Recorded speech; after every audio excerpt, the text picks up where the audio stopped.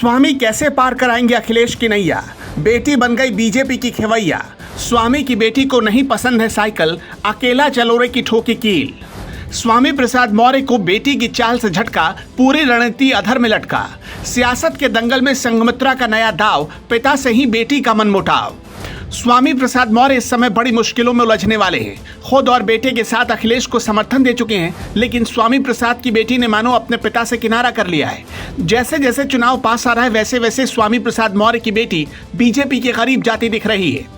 स्वामी प्रसाद मौर्य ने ओबीसी दलित vote bank के लिए रामचरितमानस का दाव भी चल दिया, लेकिन उनकी खुद की बेटी और बीजेपी सांसद संघमित्रा ने अपने पिता के बयान का समर्थन करने से इनकार कर दिया। संघमित्रा के इस फैसले के बाद से स्वामी प्रसाद भी हैरान और परेशान नजर आ रहे हैं। एक तरफ स्वामी को साइकिल की सवारी पसंद आई, तो दूसरी तरफ बाप बेटी की सियासी राह अलग होने के कगार पर है।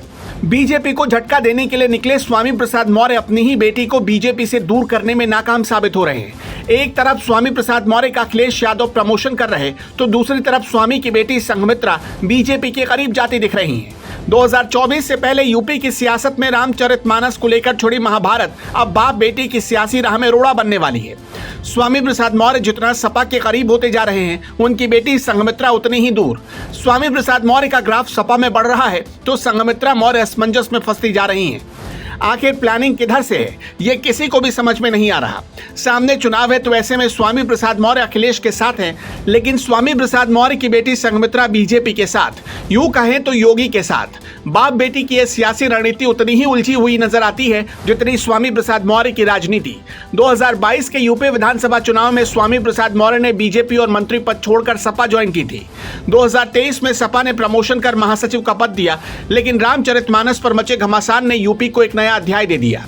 दरअसल बदायूं से बीजेपी सांसद संघमित्रा मौर्य ने रामचरितमानस पर अपने पिता स्वामी प्रसाद मौर्य की टिप्पणी से हुए विवाद से किनारा कर लिया है। संघमित्रा ने कहा कि मैं चुनावों पर ध्यान केंद्रित कर रही हूं और ये सुनिश्चित कर रही हूं कि मेरी पार्टी दोबारा सत्ता में वापस आए। ये चुनाव के अलावा अन्य मुद्दों पर बोलने का समय नहीं है। बस फिर क्या था। संघमित्रा के इस बयान के बाद से यूपी की सियासत में घनघोर चर्चा हो रही है कि आखिर स्वामी प्रसाद मौर्य की बेटी, जो कि बीजेपी से सांसद भी हैं, लेकिन पिता के साथ खड़ी क्यों नहीं है, जबकि यूपी विधानसभा चुनाव में संघमित्रा ने अपने पिता का भरपूर साथ दिया था, लेकिन अब उनके बयान पर अपनी राय रखने को ठीक नहीं समझ रही।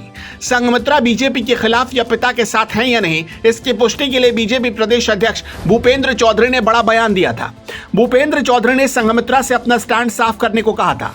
भूपेंद्र चौधरी ने कहा था कि वो बीजेपी की सांसद हैं और उन्हें पार्टी की विचारधारा का पालन करना जरूरी है। भूपेंद्र चौधरी के संदेश को संघमित्रा ने समझ लिया कि अगर बीजेपी के खिलाफ या पिता के साथ गई तो पार्टी से टिकट नहीं मिलेगा।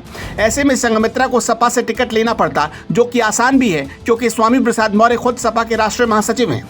लेकिन फिर भी संघमित्रा बीजेपी के खिलाफ जाने को तैयार नहीं है। ऐसे में सियासी रणनीति के कई मायने निकाले जा रहे हैं। क्या संघमित्रा को अपने पिता का साथ देना चाहिए? क्या संघमित्रा को पार्टी के साथ रहना चाहिए? अखिलेश के लिए ये रणनीति कितनी कारगर होगी? कमेंट बॉक्स में अपनी राय हमें जरूर बताएं।